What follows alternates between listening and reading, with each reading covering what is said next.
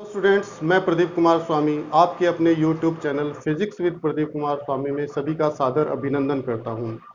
Students, पिछली class में पिछले वीडियो के अंदर हमने ये देखा कि एक विद्युत द्विध्रुव के कारण विद्युत विभव कितना होता है, यानी एक इलेक्ट्रिक डाइपोल के कारण इलेक्ट्रिक पोटेंशियल हमने ज्ञात किया था। आज का जो अपना टॉपिक होगा स्टूडेंट, वो है विद्युत क्षेत्र से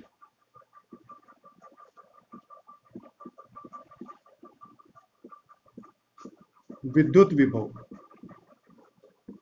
इस टॉपिक को आज हमें पढ़ना होगा, विद्युत क्षेत्र से विद्युत विभव। देखिए, जैसे असमान विद्युत क्षेत्र की हम बात करते हैं। असमान विद्युत क्षेत्र हम किसको कहेंगे कि अगर विद्युत क्षेत्र का परिमाण और दिशा समय के साथ बदलते हैं तो उसे हम कहते हैं असमान विद्युत क्षेत्र। और असमान विद्युत क्षेत्र में किसी एकांक धनावेश को गतिज ऊर्जा में परिवर्तन के बिना, समझ गए ना मेरी बात, मैं ये कह रहा हूं कि असमान विद्युत क्षेत्र में एकांक धनावेश को गतिज ऊर्जा में परिवर्तन के बिना अगर एक बिंदु से दूसरे बिंदु तक ले जाया जाता है तो उस कार्य के लिए हम रेखीय समाकलन का उपयोग करते हैं। जैसे अपने पास एक असमान विद्युत क्षेत्र है, ये जो विद्युत बल रेखाएं मैं दर्शा रहा हूं ये असमान विद्युत क्षेत्र को प्रदर्शित करती है। ये एक असमान विद्युत क्षेत्र है और इसमें मैंने एक वक्र या पथ दर्शाया ए बी। मैं किसी परीक्षण आवेश को ए से बी तक लेना चाहता हूं और ये एक असमान विद्युत क्षेत्र है। जैसे परीक्षण आवेश किसी समय यहां पर है, Q0 परीक्षण आवेश है और वो यहां पर है, तो इस इलेक्ट्रिक फील्ड के कारण इस Q नोट पर एक फोर्स लगेगा, उसको मैंने नाम दिया Fe, और इसकी जो वैल्यू होगी वो होगी Q नोट E। देखिए, यहां पर जो इलेक्ट्रिक फील्ड लिया है वो असमान है, तो असमान इलेक्ट्रिक फील्ड के कारण इस Q नोट पर जो फोर्स लग रहा है उस फोर्स के कारण इस आवेश में त्वरण उत्पन्न होगा, यानी कि यह आवेश त्वरित होगा। परंतु इस आवेश को एक समान गति में रखने के लिए इस पर हमें एक एक्सटर्नल फोर्स, एक बाह्य बल लगाने की आवश्यकता होगी। मेरी बात समझ गए ना? मैं ये कह रहा हूं कि जब इस असमान विद्युत क्षेत्र में हम Q नोट को एक पॉइंट से दूसरे पॉइंट पर लेके जाना चाहते हैं तो इस Q नोट पर इस इलेक्ट्रिक फील्ड के कारण एक विद्युत बल Q नोट E कार्य करेगा, और ये जो Q नोट E फोर्स है, इस फोर्स के कारण इस आवेश में त्वरण उत्पन्न होगा, ये एक्सेलरेट होगा। तो इसको त्वरित होने से बचाने के लिए या इसको एक समान गति में रखने के लिए हमें इसके ऊपर एक बाह्य फोर्स, बाह्य बल F लगाना पड़ेगा। ये जो बाह्य बल है वो इस विद्युत क्षेत्र के अनुसार ही बदलता रहेगा। अगर विद्युत क्षेत्र बदलेगा तो ये Q नोट E त्वरित होगा, उसको एक समान गति, उस आवेश Q नोट को एक समान गति में रखने के लिए हम फोर्स, बाह्य फोर्स F लगाएंगे, और F जो है वो E, विद्युत क्षेत्र E के अकॉर्डिंग बदलेगा। अब अगर हम ये माने कि Q नोट जो आवेश है वो dl विस्थापित होता है, ये विस्थापन है dl, तो इस बाह्य बल के कारण dl विस्थापन के लिए जो किया गया कार्य है dw, वो होगा F डॉट dl। ये लीजिए, ये बाह्य बल के कारण विस्थापन dl है तो कार्य को हमने dw नाम दिया है, केवल dl विस्थापन का कार्य है। पर हम आवेश Q नोट को A से B तक ले जाना चाहते हैं तो इसलिए टोटल जो कार्य है उसको मैंने नाम दे दिया WAB, और इसको मैं लिखूंगा इंटीग्रेशन F डॉट dl, और कहां से कहां तक, A से B तक। देखिए, F जो है वो इस Fe यानी इलेक्ट्रिक फील्ड के अपोजिट काम करेगा, तो F की जो वैल्यू है हम लिख सकते हैं माइनस Q नोट E, क्योंकि अपने पास Fe जो था वो है Q नोट E, ये विद्युत बल है, Q नोट पर लगने वाला विद्युत बल, और बाह्य बल हम इसके अपोजिट लगा रहे हैं, तो F बाह्य बल का जो मान है वो होगा माइनस क्यू नॉट ई। इस वैल्यू को यहां पुट करते हैं हम तो डब्ल्यू ए बी, टोटल कार्य ए से बी तक का अपने पास आ जाएगा माइनस ए से बी तक Q not E and dot D L. इसको हम ऐसे भी लिख सकते हैं डब्ल्यू ए बी बराबर माइनस क्यू नॉट इंटीग्रेशन ए से बी तक और ई डॉट डी एल। ये इक्वेशन फर्स्ट आ गई। ये अपने पास आवेश क्यू नॉट को ए से बी तक ले जाने में किया गया टोटल कार्य या कुल कार्य आ गया।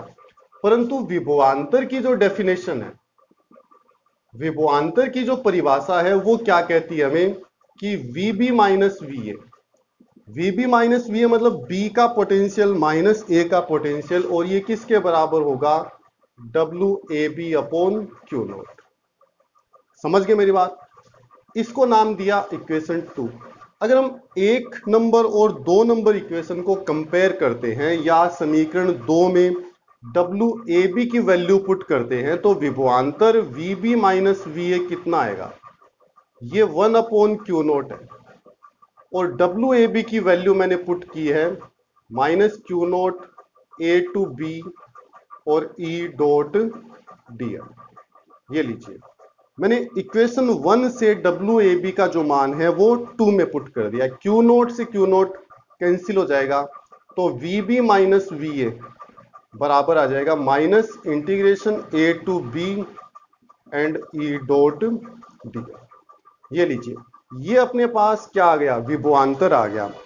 तो हम विभवांतर को कैसे परिभाषित कर सकते हैं कि विभवांतर जो है वो विद्युत क्षेत्र के रेखीय समाकलन के ऋणात्मक के बराबर होता है। मतलब असमान विद्युत क्षेत्र में किन्हीं दो बिंदुओं के बीच जो विद्युत विभवांतर है वो विद्युत क्षेत्र के रेखिक समाकलन के ऋणात्मक के बराबर होता है।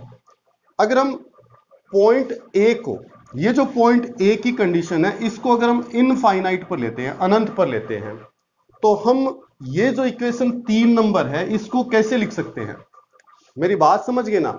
मैंने पॉइंट ए को इनफाइनाइट पे लिया है, तो इक्वेशन 3 क्या हो जाएगी? VB माइनस V इनफाइनाइट बराबर minus E dot DL। Limits change हो जाएगी अब, क्योंकि A जो है वो इनफाइनाइट पे हो गया, तो A की जगह मैं इनफाइनाइट लगता हूं और B। समझ गए मेरी बात? और V इनफाइनाइट मतलब अनंत पर विभव जो है वो 0 होगा, तो VB माइनस 0 यानी VB बराबर minus infinite to B and E dot DL। ये लीजिए, ये अपने पास विद्युत विभव आ गया। इसको मैं नाम दे रहा हूं इक्वेशन नंबर 4। यहां से हमने विभवांतर को परिभाषित किया असमान विद्युत क्षेत्र के लिए कि विद्युत क्षेत्र के रेखिक समाकलन का ऋणात्मक जो है वो विभवांतर के बराबर होता है असमान विद्युत क्षेत्र में। जबकि विभव को कैसे परिभाषित करेंगे कि असमान विद्युत क्षेत्र में विद्युत क्षेत्र के रेखिक समाकलन का ऋणात्मक विभव के बराबर होता है। अब B को हम एक नॉर्मल पॉइंट P नाम देते हैं, मतलब पॉइंट B की जगह मैंने एक नॉर्मल पॉइंट P लिखा, तो मैं समीकरण 4 को क्या लिख सकता हूं? इसको हम लिख सकते हैं विभव V बराबर, यहां V कौन है? VP है, यानी पॉइंट P पर पोटेंशियल है। ये किसके बराबर होगा? Minus infinite to P and E dot DL। ये लीजिए, यानी कि विद्युत क्षेत्र के रेखिक समाकलन का ऋणात्मक किसके बराबर होता है? विद्युत विभव के बराबर होता है। तो ये था अपना टॉपिक विद्युत क्षेत्र से विद्युत विभव। अब हम एक न्यूमेरिकल हल करते हैं कि हमने जैसे ये पढ़ा कि एक इलेक्ट्रिक डाइपोल के कारण विद्युत विभव कितना होता है। तो एक इलेक्ट्रिक डाइपोल के कारण जो पोटेंशियल था वो अपने पास आया KP cos of theta upon R square. इस पर आधारित एक प्रश्न हल करते हैं। जैसे अपने पास NaCl अणु के अंदर सोडियम आयन और क्लोराइड आयन, इनके बीच की जो डिस्टेंस है वो 1 एंगस्ट्रॉम है। NaCl अणु में सोडियम आयन और क्लोराइड आयन के जो आयन है, सोडियम और क्लोराइड के जो आयन है उनके बीच की जो डिस्टेंस है वो 1 एंगस्ट्रॉम है। जैसे ये कंडीशन है, ये सोडियम आयन है और ये क्लोराइड आयन है, ये जो डिस्टेंस है ये 1 एंगस्ट्रॉम है। अपना प्रश्न ये है कि इस डाइपोल के केंद्र O से 4 एंगस्ट्रॉम दूरी पर, डाइपोल के केंद्र O से 4 एंगस्ट्रॉम की दूरी पर हमें विद्युत विभव की मैक्सिमम और मिनिमम वैल्यूज ज्ञात करनी है। किसी NaCl के अणु में सोडियम आयन और क्लोराइड आयन के जो बीच की दूरी है वो 1 एंगस्ट्रॉम है। प्रश्न ये है कि डाइपोल के केंद्र O से 4 एंगस्ट्रॉम की दूरी पर मैक्सिमम और मिनिमम इलेक्ट्रिक पोटेंशियल ज्ञात करना है। देखिए, एक डाइपोल के कारण जो इलेक्ट्रिक पोटेंशियल है उसका फॉर्मूला ये है, V बराबर KP cos theta upon R square. तो मैक्सिमम के लिए क्या होगा, मैक्सिमम के लिए cos थीटा की जो वैल्यू है वो 1 होनी चाहिए। मतलब अपना जो डाइपोल है वो ऐसे था, -q प्लस q, ये O था, यहां पॉइंट P था और ये जो एंगल था वो थीटा था। मैक्सिमम पोटेंशियल कब होगा, जब cos थीटा, क्योंकि V बराबर KP cos theta upon R square है। इस सूत्र के अंदर अगर cos थीटा की वैल्यू को हम 1 रखते हैं तो अपने पास V मैक्सिमम पोटेंशियल आ जाएगा KP अपॉन R स्क्वायर। यानी कि थीटा का मान कितना हो, थीटा का मान 0 हो, क्योंकि cos 0 की जो वैल्यू है वो 1 होती है। यानी कि P अगर इस पर होगा, यानी इस डाइपोल की अक्ष पर होगा, तब पोटेंशियल मैक्सिमम होगा। तो हम V एक्सियल भी बोल सकते हैं। V एक्सियल का मतलब KP अपॉन R स्क्वायर हो गया। K की वैल्यू हम जानते हैं 9 इंटू 10⁹। P डाइपोल मोमेंट है, यानी कि Q into 2A upon R square. R की वैल्यू 4 एंगस्ट्रॉम, यानी 4 गुणा 10 की घात -10 का स्क्वायर। इसको हम लिख सकते हैं 9 इंटू 10⁹ Q, यानी कि इन दोनों में से सोडियम आयन और क्लोराइड आयन, दोनों जो आयन हैं उनमें से किसी एक का आवेश कितना होगा, 1.6 10⁻⁻19 और 2A मतलब दोनों के बीच की डिस्टेंस वो कितनी है, 1 एंगस्ट्रॉम। ये लीजिए, इसको लिखा 16 इंटू 10⁻20 क्योंकि इसका स्क्वायर है। अगर इस पॉइंट को मैं हटाता हूं तो नीचे 10 लगा दूंगा तो 16 और 16 कैंसिल हो जाएंगे, तो अपना आंसर आ जाएगा 9, ये बचा हुआ। 10 की जो घातें हैं उनको कैलकुलेट करते हैं हम। इसको ऊपर ले गया मैं तो ये +20 और +9 यानी 29 प्लस के 29 माइनस के कैंसिल हो गया। इसको ऊपर ले गया तो मैं 10 की घात -1, या इसको हम लिख सकते हैं 0.9 और मात्रक इसका किलोमीटर। ये लीजिए, ये अपने पास इस कंडीशन के अंदर मैक्सिमम पोटेंशियल आ गया। अब V मिनिमम निकालना है कि पोटेंशियल जो है वो न्यूनतम कब होगा। न्यूनतम कब होगा, जब cos थीटा की जो वैल्यू है वो 0 हो। cos थीटा की वैल्यू 0 कब होगी, जब थीटा की वैल्यू 90 होगी।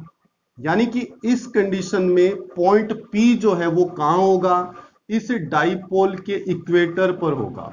इक्वेटोरियल लाइन पर अगर पॉइंट P है तो थीटा 90 होगा, उस दौरान ये एंगल हो जाएगा थीटा 90। उस कंडीशन में पोटेंशियल मिनिमम होगा और minimum potential KP cos 90 upon R square, और cos 90 की जो वैल्यू है वो 0, तो V मिनिमम जो है वो कितना आ जाएगा, 0। ये लीजिए, तो इस तरीके के प्रश्न हम इस प्रकार से हल कर सकते हैं। आज के लिए स्टूडेंट्स इतना ही, धन्यवाद।